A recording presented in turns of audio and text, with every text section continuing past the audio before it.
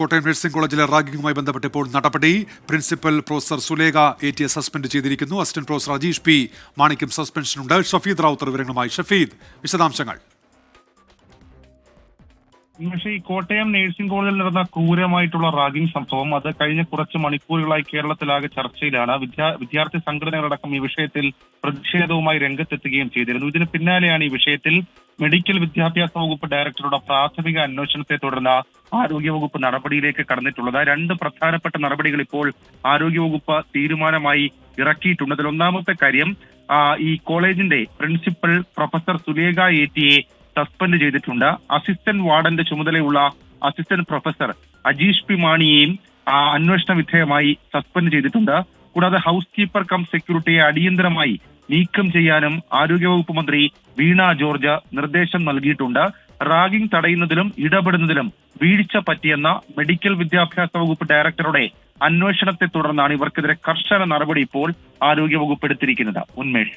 ഷഫീദ്, ഇന്ന് രാവിലെ മാധ്യമങ്ങളെ കണ്ടപ്പോൾ ആരോഗ്യവകുപ്പ് മന്ത്രി അതൃപ്തി കൃത്യമായി തന്നെ വ്യക്തമാക്കിയതാണ്. ഈ പരാതി കിട്ടിയില്ല എന്നത് റാഗിംഗ് തടയുന്നതിനുള്ള അതിനെ ആ നിലയ്ക്ക് പ്രിൻസിപ്പൽ മറുപടി നൽകിയത് അതിലുള്ള അതൃപ്തി ആരോഗ്യമന്ത്രി വ്യക്തമാക്കിയതാണ്.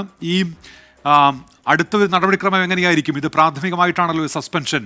ഷഫീദ്, ഈ വിഷയത്തിൽ മെഡിക്കൽ വിദ്യാഭ്യാസ ഡയറക്ടറുടെ അന്വേഷണം തുടരുകയാണ്. രണ്ട് പ്രധാനപ്പെട്ട കാര്യങ്ങൾ ഉന്മേഷ് നേരത്തെ സൂചിപ്പിച്ചതുപോലെ തന്നെ ആരോഗ്യമന്ത്രി ഇന്ന് രാവിലെ തന്നെ പറഞ്ഞൊരു കാര്യമുണ്ട്. ഒരു കോളേജിൽ ഒരു സംഭവം നടക്കുമ്പോൾ അതിനെ പരാതി എന്നതിനപ്പുറത്തേക്ക് അവിടെ എന്ത് നടക്കുന്നു എന്നുള്ള കാര്യം അത് തിരിച്ചറിയാൻ അത് കൃത്യമായി അവിടെ ബന്ധപ്പെട്ട അധികാരികൾ അതിനകത്ത് ഇടപെടണം എന്നുള്ളത് ഏറ്റവും സുപ്രധാനമായിട്ടുള്ള കാര്യമാണ്. അതിലടക്കം അവർക്ക് വീഴ്ച പറ്റി എന്നുള്ളതാണ് മെഡിക്കൽ വിദ്യാഭ്യാസ ഡയറക്ടറുടെ ഈ വിഷയത്തിലെ പ്രാഥമിക കണ്ടെത്തൽ. അതുകൂടി കണക്കിലെടുത്തുകൊണ്ടാണ് ഇങ്ങനെ ഒരു സസ്പെൻഷൻ നടപടിയിലേക്ക് ഇപ്പോൾ കടന്നിട്ടുള്ളത്. മാത്രവുമല്ല, ഈ വിഷയത്തിൽ സംസ്ഥാന പോലീസ് മേധാവിയോട് ദേശീയ മനുഷ്യാവകാശ കമ്മീഷൻ അടക്കം റിപ്പോർട്ട് തേടിയിരുന്നു. 10 ദിവസത്തിനുള്ളിൽ നടപടിയെടുത്ത് റിപ്പോർട്ട് നൽകണമെന്നാണ് ആവശ്യം. സ്വാഭാവികമായും മെഡിക്കൽ വിദ്യാഭ്യാസ ഡയറക്ടറുടെ നടപടി ഉൾപ്പെടെയുള്ള കാര്യങ്ങൾ അത് ദേശീയ മനുഷ്യാവകാശ കമ്മീഷനെ അറിയിക്കേണ്ടി വരും. വകുപ്പിനെ സംബന്ധിച്ചും അതേപോലെ തന്നെ നഴ്സിംഗ് കൗൺസിലിനെ സംബന്ധിച്ചും വലിയ നാണക്കേടുണ്ടാക്കിയ ഒരു സംഭവമായി ഇത് മാറിയിട്ടുമുണ്ടായിരുന്നു. വലിയ പ്രതിഷേധം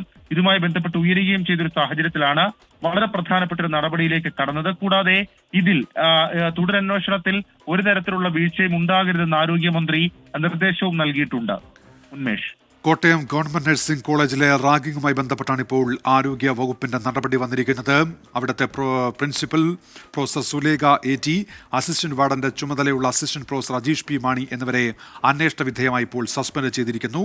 ഹൗസ് കീപ്പർ കം സെക്യൂരിറ്റിയെ അടിയന്തരമായി നീക്കം ചെയ്യാനുള്ള ഉത്തരവും ഇപ്പോൾ നൽകിയിട്ടുണ്ട്. ആരോഗ്യമന്ത്രി വീണ ജോർജിന്റെ നിർദ്ദേശത്തെ തുടർന്ന് മെഡിക്കൽ വിദ്യാഭ്യാസ വകുപ്പ് ഡയറക്ടർ നടത്തിയ അന്വേഷണത്തിന് പിന്നാലെയാണ് ഇപ്പോഴത്തെ നടപടി.